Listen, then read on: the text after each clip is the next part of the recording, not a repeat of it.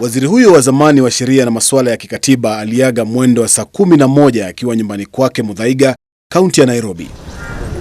Familia yake inasema kuwa Njonjo alifariki kutokana na homa ya mapafu. His passing was peaceful. He was surrounded by his family members.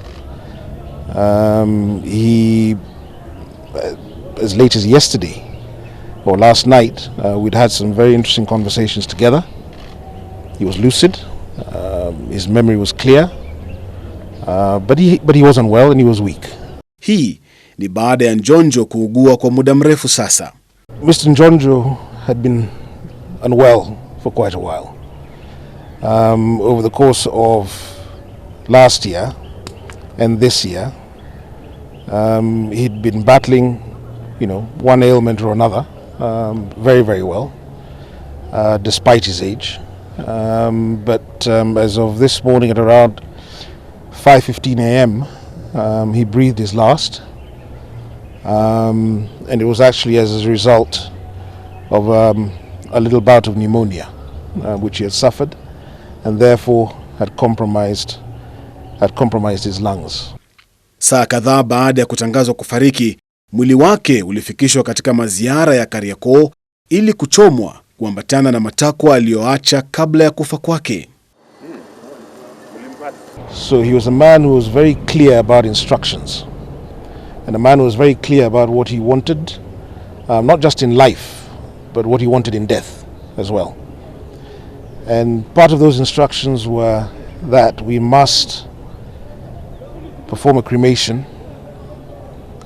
immediately, almost immediately after his passing. He didn't want any fanfare. He didn't want a lot of ceremony.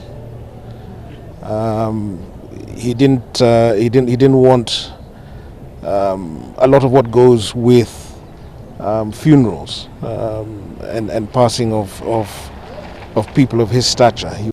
Hafla hiyo imehudhuriwa na viongozi kadhaa pamoja na watu mashuhuri kama vile kakake Rais Kenyatta Muhoho, mtaalamu wa masuala ya kikatiba Yashpal Gai, Mwanasheria Mkuu Kihara Karioki na wakili Paul Mwite. Njonjo, ambaye ndiye mwanachama pekee aliyesalia katika baraza la kwanza la mawaziri, ameacha mjane Margaret Bryson aliyefunga naye pingu za maisha akiwa na umri wa miaka 52.